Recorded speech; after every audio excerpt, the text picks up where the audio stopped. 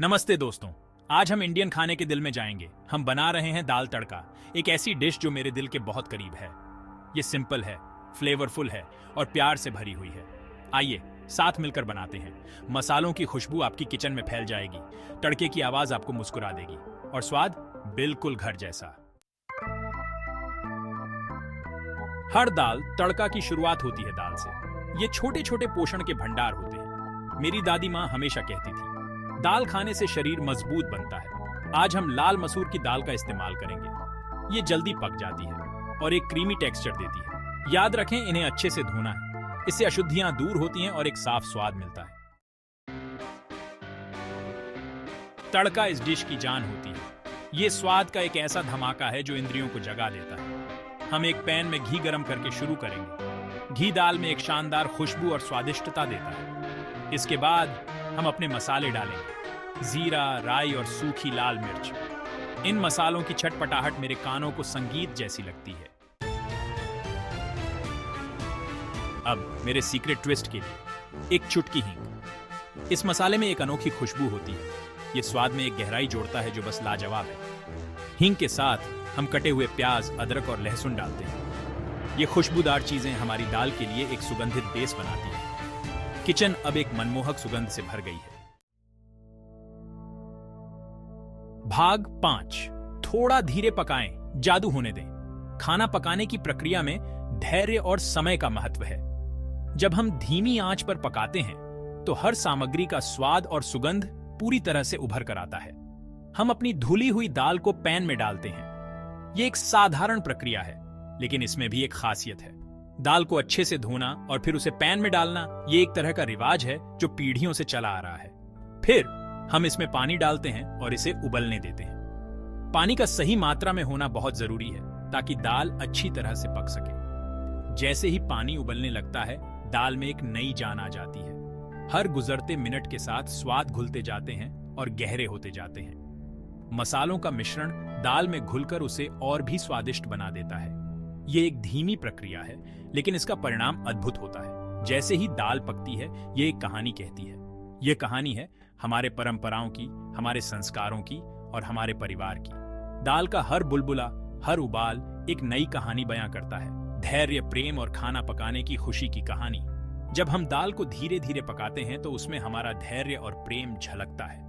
ये एक ऐसी प्रक्रिया है जो हमें सिखाती है कि धैर्य और प्रेम से ही हम कुछ अद्भुत बना सकते हैं।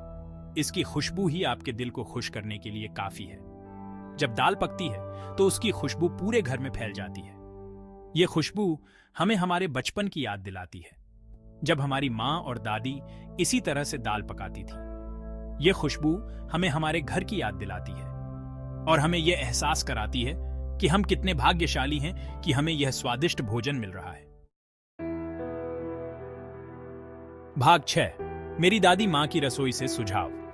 मेरी दादी माँ की रसोई में बिताए गए समय ने मुझे खाना पकाने के कई अनमोल सबक सिखाए हैं। उनकी रसोई में हर चीज का एक खास महत्व था और हर छोटी छोटी चीज में एक गहरा रहस्य छुपा होता था। मेरी दादी माँ ने मुझे कुछ ट्रिक्स सिखाई थी। उन्होंने मुझे सिखाया कि कैसे सही मसालों का उपयोग करके साधारण से साधारण डिश को भी खास बनाया जा सकता है। एक चुटकी हल्दी डालने से रंग चमकदार हो जाता है। हल्दी न केवल रंग को बढ़ाती है, बल्कि इसमें कई स्वास्थ्यवर्धक गुण भी होते हैं। यह एक प्राकृतिक एंटीसेप्टिक है और खाने में एक अद्वितीय स्वाद जोड़ती है। नींबू के रस की कुछ बूंदें एक ताजा खट्टापन देती हैं। नींबू का रस न केवल स्वाद को बढ़ाता है, बल्कि यह विटामिन सी का भी एक अच्छा स्रोत है जो हमारे स्वास्थ्य के लिए बहुत फायदेमंद है। और हमेशा हमेशा ताजे हरे धनिये से सजाएं। ताजा हरा धनिया न केवल डिश को सुंदर बनाता है, बल्कि इसका ताजा स्वाद भी खाने को और भी स्वादिष्ट बना देता है। ये छोटी छोटी चीजें डिश को और भी बेहतर बना देती हैं। जब आप इन छोटे छोटे सुझावों का पालन करते हैं तो आपका खाना न केवल स्वादिष्ट होता है, बल्कि देखने में भी आकर्षक लगता है। वे एक साधारण दाल को एक बेहतरीन डिश में बदल देते हैं। दाल जैसी साधारण डिश भी इन छोटे छोटे सुझावों से एक विशेष व्यंजन बन जाती है, जिसे देखकर और छककर हर कोई खुश हो जाता है। याद रखें, खाना बनाना आपके पर्सनल टच को जोड़ने के बारे में है। जब आप अपने दिल से खाना बनाते हैं और उसमें अपना प्यार और देखभाल मिलाते हैं, तो वह खाना और भी खास बन जाता है। मेरी दादी माँ हमेशा कहती थी कि खाना बनाना एक कला है और हर कला में कलाकार का दिल और आत्मा झलकना चाहिए। इसलिए जब भी आप खाना बनाएं, उसमें अपना पर्सनल टच जोड़ें और उसे अपने प्यार से सजाएं। यही वह चीज है जो आपके खाने को और भी खास और यादगार बना देती है। भाग 7, घर की खुशबू, हर निवाले में यादें। दाल तड़का का हर चम्मच मुझे मेरे बचपन में वापस ले जाता है। खुशबू, स्वाद, गर्माहट, ये परिवार, प्यार और खुशी के समय की याद दिलाता है। खाने में हमें अपनी जड़ों से जोड़ने का एक जादुई तरीका होता है। ये कहानियां कहता है, भावनाओं को जगाता है और स्थायी यादें बनाता है। भाग 8, अब आपकी बारी है पकाने की। शेयर करें अपना खाना बनाने का अनुभव। खाना बनाना सिर्फ एक प्रक्रिया नहीं है, ये एक कला है, एक जुनून है और सबसे महत्वपूर्ण बात, ये एक साझा अनुभव है। जब आप अपने प्रियजनों के साथ मिलकर खाना बनाते हैं तो आप न केवल स्वादिष्ट व्यंजन तैयार करते हैं, बल्कि आप यादें भी बनाते हैं जो जीवन भर आपके साथ रहेंगी। अब आपकी बारी है दाल तड़का के जादू का अनुभव करने की। यह एक ऐसा व्यंजन है जो हर भारतीय रसोई का अभिन्न हिस्सा है।